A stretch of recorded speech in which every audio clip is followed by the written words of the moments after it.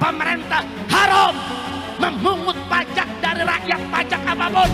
Selama korupsi tidak dibasmi, selama koruptor tidak ditangkap, selama pembiayaan negara boros di mana-mana, selama tidak jelas pengeluarannya, selama tidak ada pertanggungjawabannya.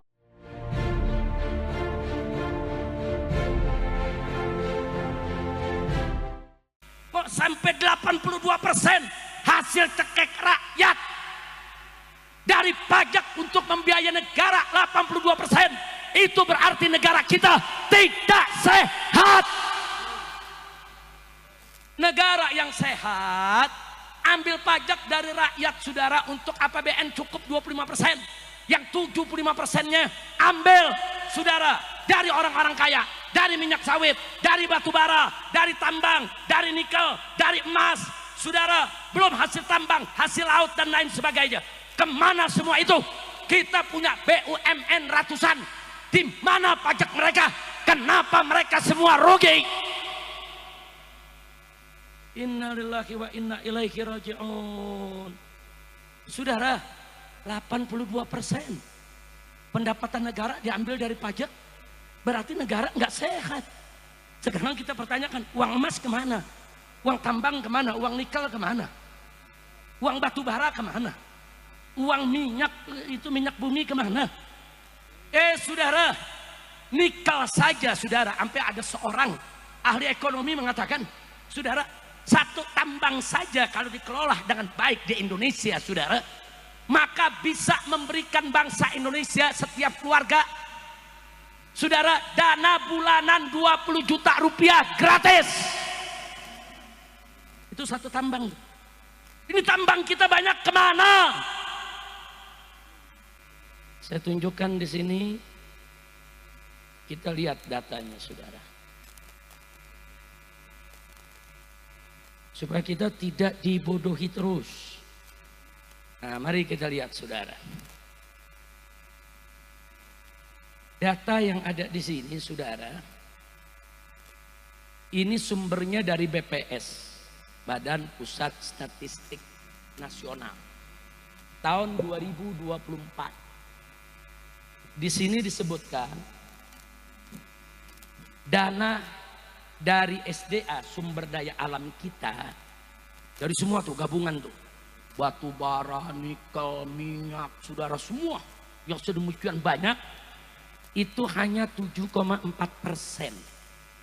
yang jumlahnya kurang lebih 207 triliun. Saudara, ini 207 triliun. Kemarin yang korupsi timah 271 triliun. Padahal untuk APBN-nya cuma 207 triliun. Tapi korupsi baru satu tambang saja sudah 271 triliun. Biadab, kurang ajar. Kemudian ditambah lagi, saudara, dari BUMN cuma 3%. Cuma 85 triliun. Kemana perkebunan kita? Kemana perairan kita? Kemana BUMN penerbangan, kelautan, saudara, perlayaran? Kemana itu duit semua? Kemudian dari Badan Layanan Umum, saudara, cuma 3% juga. Begitu juga dari bukan pajak cuma 4%. Tapi dari pajak ke rakyat 82,4%. Totalnya yang diambil dari pajak 2.309,9 triliun. Jadi artinya pejabat di Indonesia lagi disuapin sama rakyat, saudara.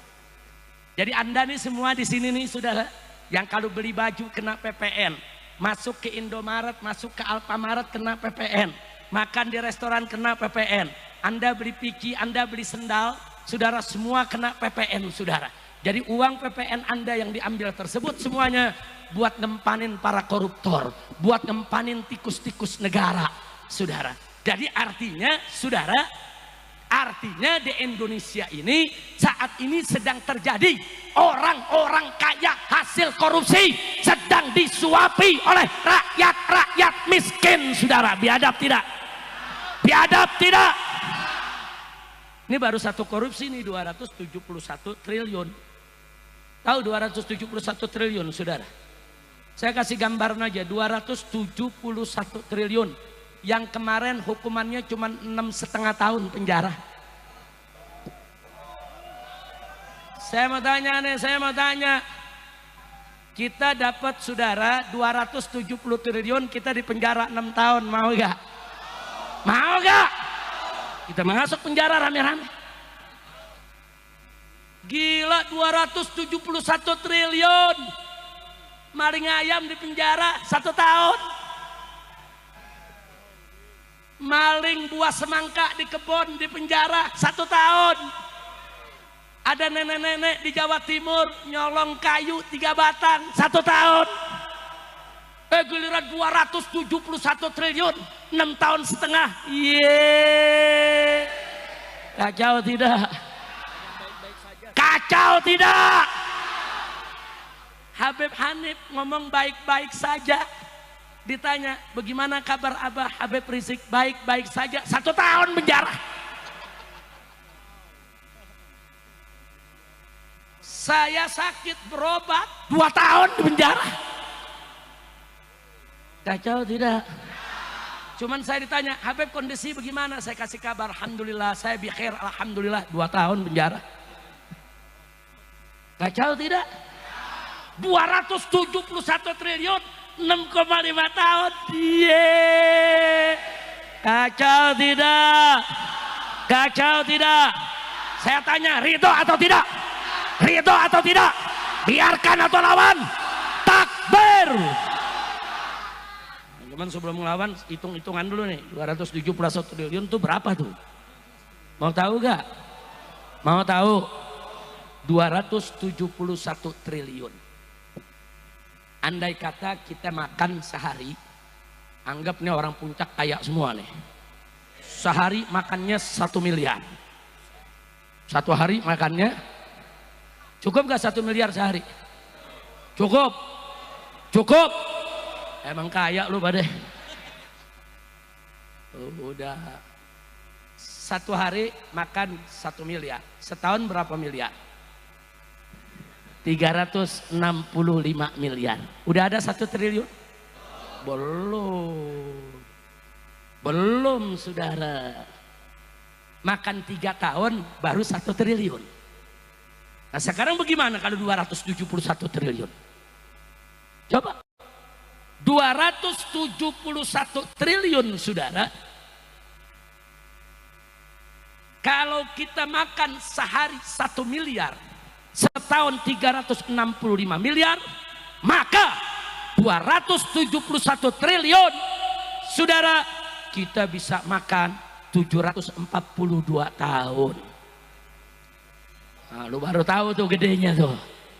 Ayo saya tanya, kecil apa gede? Kecil apa gede? 742 tahun kita makan seharinya 1 miliar selama 742 tahun sudah. Umur kita ada 742. Umur umat Nabi Muhammad rata-rata berapa? 63 tahun. Betul? Betul? Jadi sekarang tinggal dikali aja. 742 tahun dibagi 63 tahun. 11 keturunan gak habis. 11 keturunan gak habis. Di penjara cuma 6 tahun. Kacau tidak? Panitia juga mau di penjara semua. Asal dibagi. Dibagi 271 triliun. Rame-rame juga dibagi masih mau. Kacau tidak? Saya tanya, 271 triliun itu kecil atau besar? Kecil atau besar? Itu bisa dibawa makan 1 hari 1 miliar selama 742 tahun. Sebesar ini tidak pantas hanya dihukum 6,5 tahun. Alasan hakim apa? Enggak, dia masih punya anak, dia punya istri. Gue punya bini, gue juga punya anak, nggak perlu penjara. Betul? Habib Hanif punya istri, punya anak, penjara. Kacau tidak? Kenapa waktu sidang Habib Hanif nggak mengatakan karena Habib Hanif punya istri, karena punya anak masih bayi, Habib Hanif dibebaskan? Begitu dong. Giliran yang 271 triliun menimbang. Karena ada istrinya dan ada anaknya, maka diringankan hukumnya. Iya, ini dia hakim gelo. Nah jadi saudara, kalau korupsi seperti ini, saya tanya, merusak negara tidak? Merusak negara tidak? Koruptor dilindungi. Ada lagi nih berita yang terakhir. KPK mengumumkan bahwa CSR daripada Bank Indonesia diselewengkan. Jadi CSR ini saudara, corporate social responsibility, adalah tanggung jawab sosial suatu perusahaan. Kira-kira jelas tidak? Nah menarik, saudara, KPK melaporkan bahwa ada 2 tersangka menyelewengkan CSR Bank Indonesia. Jumlahnya besar. 2 orang ini saudara, begitu ditunjuk hidung, dia bikin pengakuan. Apa dia bilang? Bukan saya saja yang terima, semua anggota Komisi 11 DPR RI ikut nerima. Ini CSR bukan buat anggota DPR saudara. CSR itu buat masyarakat. Boleh diberikan ke panti asuhan, ke pondok pesantren, saudara, beri buat bangun jembatan, bangun jalanan, bangun apa saja yang penting buat masyarakat, bukan untuk anggota DPR RI. DPR RI sudah dapat gaji besar, betul? Begitu dia ngaku, semua anggota Komisi 11 ikut dapat juga CSR-nya. Besoknya kata KPK apa? Oh ya, kami salah paham, ternyata kedua orang itu belum jadi tersangka dan tersangka belum ada. Iya, ini KPK saudara, Komisi Pemberantasan Korupsi apa perlindungan koruptor? Kacau tidak? Kacau tidak?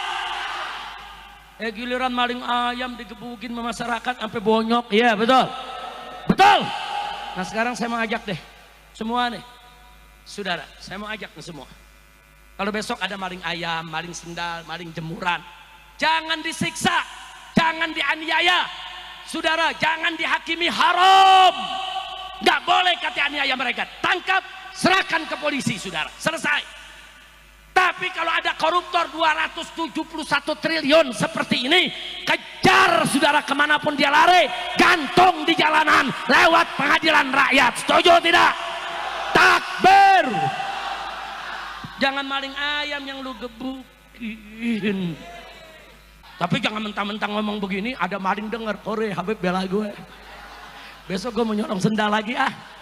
Yang nyolong tobat, betul? Betul? Jangan mentang-mentang ngomong begini, Habib bilang udah nggak digebukin lagi kita. Bukan, saya bukan mau bela maling, saudara. Ada maling ayam, maling jemuran, maling yang receh-receh ini. Banyak mereka nyolong karena terpaksa. Untuk beli susu anaknya, untuk beli makan istrinya. Jangan disiksa, dia salah, betul, tangkap aja. Tangkap, serahkan ke polisi. Nggak usah dipukul, nggak usah disiksa, nggak usah disakiti. Haram kita lakukan itu. Setuju tidak? Setuju tidak? Tapi kalau maling-maling rakyat, perusak negara yang korupsi triliun-triliunan rupiah, kejar mereka dimanapun mereka berada. Betul? Betul? Nah kita minta Bapak Presiden Prabowo jangan cuma ngomong, kami akan kejar koruptor sampai Antartika. Wow. Jangan ke Antartika dulu Pak, kejar saja di antar kita. Betul? Betul? Takbir. Kita doain semoga Prabowo tidak omon-omon saja. Amin. Amin. Yang gak ikut amin gue doain bisulan di Bandar. Amin. Amin. Semoga Bapak Prabowo sebagai presiden tidak omon-omon saja. Semoga berani melawan koruptor. Semoga berani berantas korupsi. Semoga berani untuk membela rakyat kecil. Betul? Takbir. Sallu ala Nabi. Ini kira-kira udah jelas belum? Jelas? Maling ayam gebukin jangan. Koruptor? Koruptor? Maling jemuran gebukin jangan. Koruptor? Koruptor. Tuh, bukan gebugin, gantung. Setuju? Setuju? Maling sendal di musola, gebugin jangan. Gebugin jangan. Koruptor. Koruptor. Siap lawan korupsi. Siap basmi korupsi. Siap ganyang koruptor. Takbir. Sallu ala nabi. Ada satu seruan himbauan yang saya mau sampaikan. Naik dari 11% ke 12% itu namanya naik 9,09%. Bukan naik 1%. Semula 11%, sekarang 12%, berarti naik 1 dari 11. 1 dari 11 itu saudara, kalau dikasihkan prosentase itu 9% lebih. Jadi kenaikan pajaknya itu 9%. Jangankan rakyat kecil, orang kaya aja teriak. Nah, jadi kita minta PPN 12% ini bukan hanya dibatalkan kembali 11%, tapi turunkan jadi 5 atau 6% saja, betul? Takbir. Kan kita lagi musyawarah nih, ini musyawarah rakyat nih, ini musyawarah bukan nih? Saya mau tanya, setuju gak? Setuju gak? Mana nih panitia rekam nih, masyarakat di sini setuju semua, rekam nih ribuan setuju. Besok rekamannya kita bawa ke DPR, besok rekamannya kita kirim ke istana, betul? Berdasarkan hasil musyawarah puncak berzikir yang dihadiri oleh puluhan ribu umat Islam, yang terdiri dari habaib dan para kiai, para ajongan, para ulama, para santri, begitu juga kaum bapak, kaum ibu, para pemuda, para pemudi, sudah disepakati bahwa PPN harus diturunkan menjadi 5% saja. Itu pun hanya diberlakukan kepada orang kaya saja, yang miskin nggak wajib bayar pajak. Setuju? Setuju? Takbir. Keputusan diambil. Tuh, enak kan musyawarah? Musyawarah. Kita minta turunin 5%, dan itu pun hanya harus diberlakukan bagi orang kaya saja, hanya untuk barang mewah saja, bukan kebutuhan pokok masyarakat luas, betul? Takbir. Sampai di sini jelas? Jelas. Makanya saya berani katakan di sini, hei orang miskin, hei orang melarat, tidak usah bayar pajak, karena pemerintah haram mengambil pajak dari orang-orang miskin dan melarat, saudara. Allah mewajibkan zakat hanya kepada orang kaya, saudara. Itu pun cuma 2,5%. Ini saudara baru mimpin negara, mau bikin pajak 12% untuk semua orang, yang kaya, yang miskin, semua kena. Nggak boleh. Makanya sebagai oleh-oleh terakhir saya mau tutup, sebelum kita baca qasidah, saya mau baca riwayat sejarah dulu. Boleh tidak? Boleh tidak? Dengarkan baik-baik, ini sejarah saudara. Dulu ada seorang sultan di zaman Al-Imam An-Nawawi radhiyallahu taala anhu.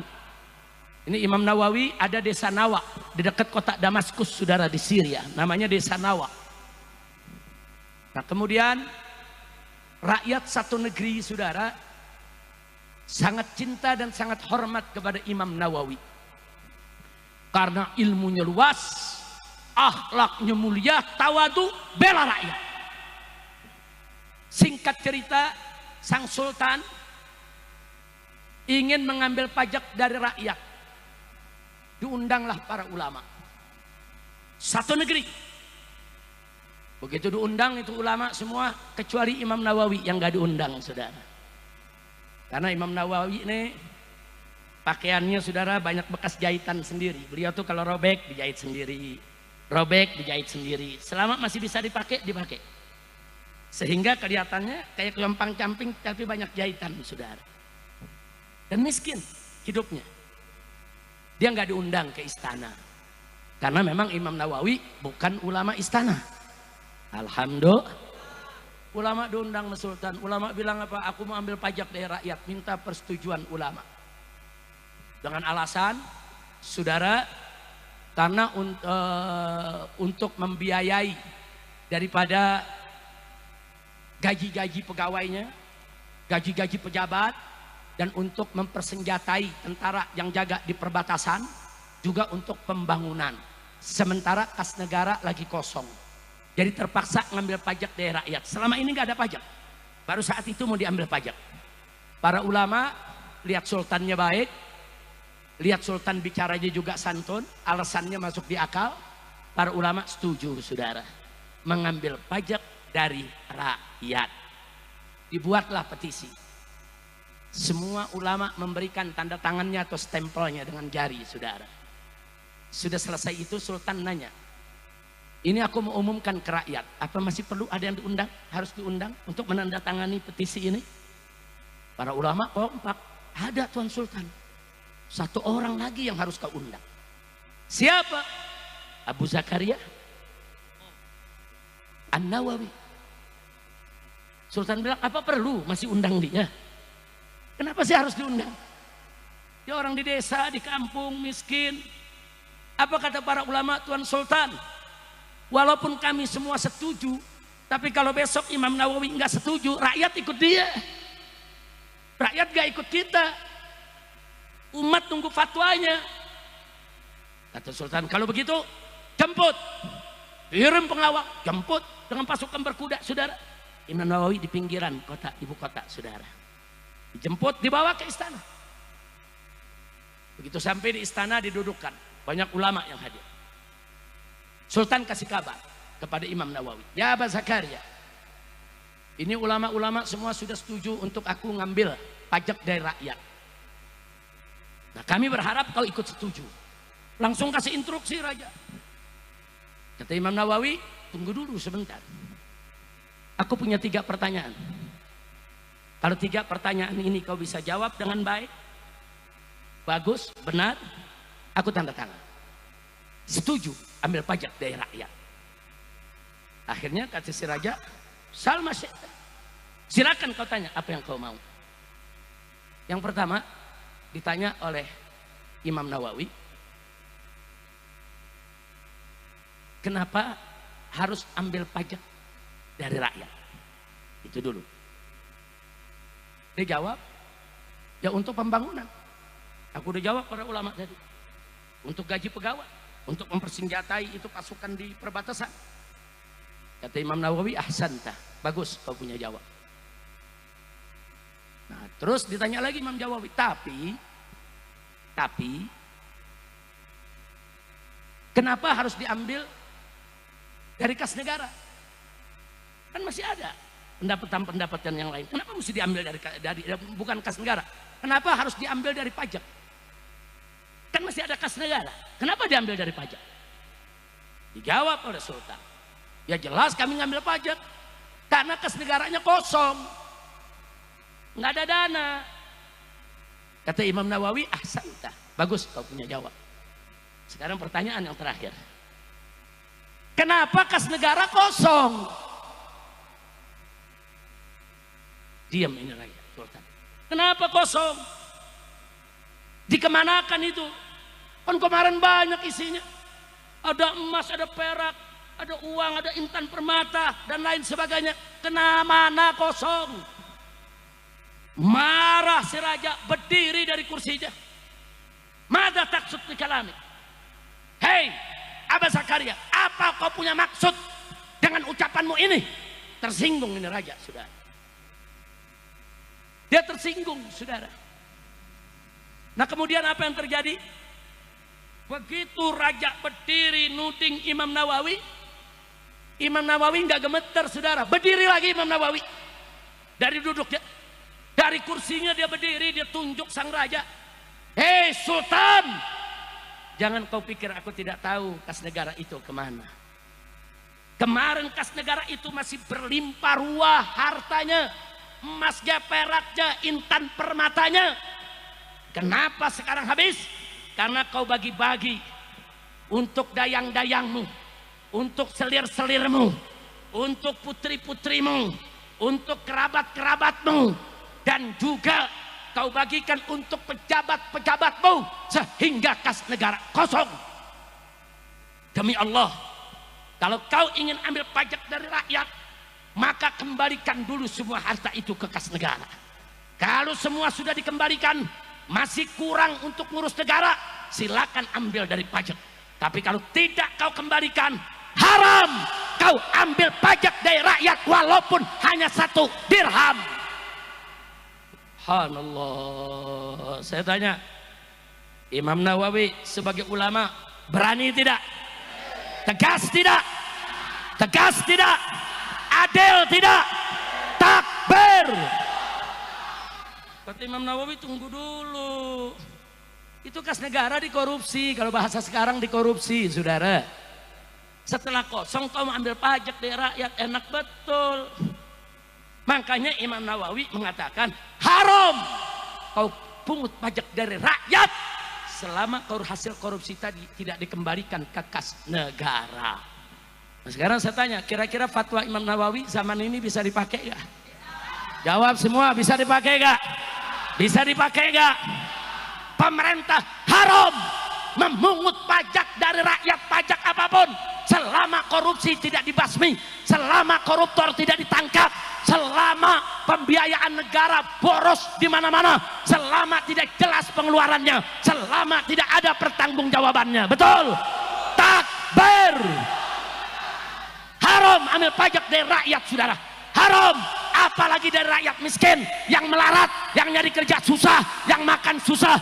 Haram kau ambil pajak dari mereka. Kira-kira jelas gak? Paham? Setuju? Hasil musyawarah memutuskan. Ayo, ini kiai-kiai saya tanya, setuju gak kiai dengan fatwanya Imam Nawawi? Wah, ini kiai-kiai Syafi'iyah semua nih. Syafi'iyah, Asy'ariyah, Ahlus Sunnah wal Jamaah. Siapa yang nggak kenal Imam Nawawi, saudara? Siapa yang nggak kenal Imam Nawawi, saudara? Nah, jadi saya nggak mengatakan rakyat haram bayar pajak, enggak. Saya katakan pemerintah haram pungut pajak dari rakyat kecil, haram pungut pajak dari rakyat yang miskin, haram pungut pajak selama apa? Selama korupsi tidak dibasmi, selama koruptor tidak ditangkap, selama rampok-rampok negara dilindungi. Betul? Betul? Setuju tidak? Setuju tidak? Takbir. Mau ini dijadikan keputusan musyawarah kita? Betul? Rekam lagi biar semua ngelihat, kita kirim nanti saudara lewat medsos di mana-mana bahwa masyarakat di mana-mana tempat setuju saudara bahwa pemerintah haram pungut pajak dari rakyat selama korupsi tidak dibasmi, koruptor tidak ditangkapi. Betul? Betul? Selama ada pemborosan di mana-mana, selama laporan keuangan tidak jelas. Betul? Takbir. Saya tanya saudara, kalau kas negaranya dikelola dengan baik, koruptor ditangkap, korupsi dibasmi, kemudian tidak terjadi pemborosan kas negara, semua ada pertanggungjawaban jelas, bagus tidak? Kalau sudah bagus begitu baru boleh. Kalau masih kurang ambil pajak dari rakyat. Kalau nggak kurang perlu ambil pajak dari rakyat, nggak perlu. Bahkan kalau perlu saudara kasih dana ke masyarakat. Itulah dulu yang disebut subsidi BBM, subsidi nelayan, subsidi perkebunan, subsidi pertanian. Dulu semua ada subsidi. Saudara, pesantren dibantu, madrasah dibantu, majelis taklim dibantu. Saudara, kenapa? Karena ada kelebihan, surplus, saudara. Nggak perlu pajak dari rakyat. Kalau tambang emas, nikel, batu bara, saudara, semuanya dikelola dengan baik. Saudara, rakyat tidak perlu bayar pajak lagi ke negara. Kenapa? Satu tambang saja sudah cukup untuk menghidupi bangsa Indonesia. Takbir. Shallu ala Nabi. Nah, kira-kira saya sampaikan jelas tidak? Paham? Habib Bahar, ini musyawarah akbar. Ini musyawarah asyura kubro untuk memutuskan rakyat bayar pajak apa jangan. Nah, ternyata keputusannya tadi pemerintah haram ngambil pajak dari rakyat selama korupsi tidak dibasmi, selama koruptor tidak ditangkap, selama duit negara diborosi. Saudara, jangan dong. Nah, kalau korupsinya udah dibasmi, koruptornya udah ditangkap, negara semua udah baik pengelolaan keuangan, masih kurang buat pembangunan, silakan ambil pajak dari rakyat. Wajib kita rakyat bayar pajak. Jelas tidak? Jelas tidak? Jelas tidak? Saya mau tanya sekarang, jadi kalau korupsi masih banyak, koruptor tidak ditangkap, negara masih boros, saudara, apa boleh pemerintah ngambil pajak dari rakyat? Boleh tidak? Boleh tidak? Halal atau haram? Tapi kalau pengelolaan keuangan negara sudah bagus, saudara, koruptor ditangkap, korupsi itu dibasmi, kemudian nggak sampai di situ, tidak ada pemborosan, semua pertanggungjawabannya benar, negara masih kurang. Kalau begitu rakyat wajib tidak bayar pajak. Siap bantu pemerintah, siap bayar pajak, betul. Tapi kalau hasil negara semua sudah bagus, dikelola baik, saya yakin rakyat nggak perlu bayar pajak lagi kepada pemerintah, karena negara ini akan kaya, bahkan negara akan bagi subsidi kemana-mana, insya. Nah, jadi negara bangkrut bukan karena subsidi, bukan karena korupsi, betul.